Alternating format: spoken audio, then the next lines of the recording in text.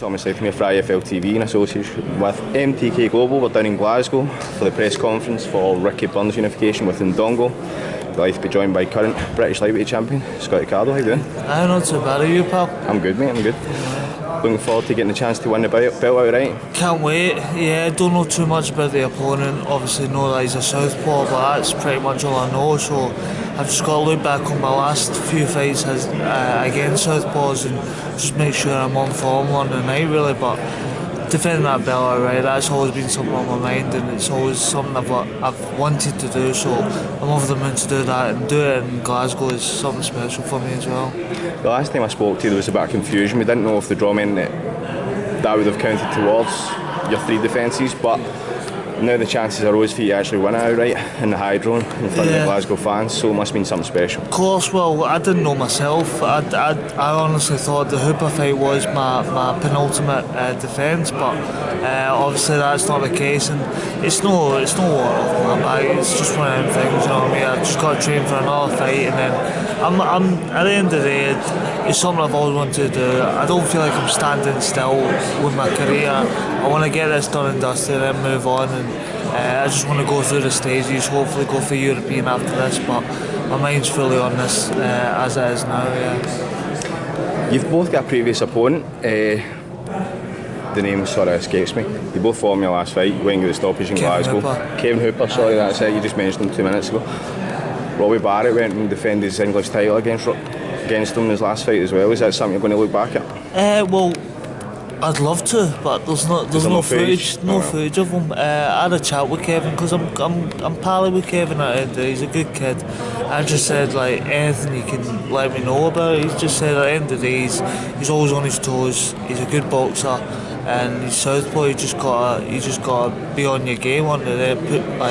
Obviously try and control it from the first bell, and that's pretty much what I do anyway. I wouldn't say I'm a slugger or nothing like that, but if I have to push him back, then needs must, really. But I'm not knowing much about him.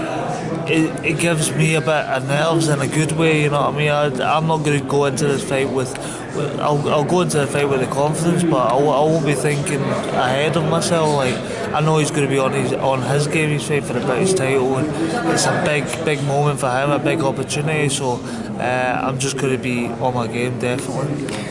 You touched on it yourself there. The lack of footage from his last fight, and then he's going to perform in the Hydro live on Sky Sports to get a chance for the British title. Do you think that's the sort of occasion that could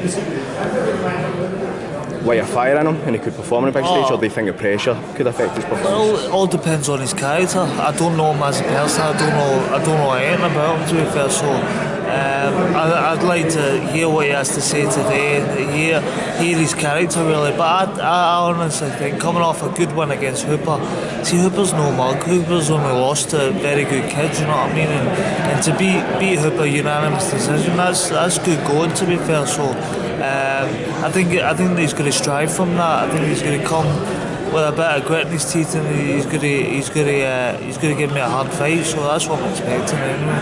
How's your preparation though? Perfect. Yeah, I feel like I'm ahead of schedule. My weight's good, and my fitness is topping up now. So I've got no complaints. I'm just getting all the work in now, and it's my last defence of the British, so I've got to go out with a bang, and I've got to show myself and show that I'm not just British level. I can move on. So, and that's my aim for this fight.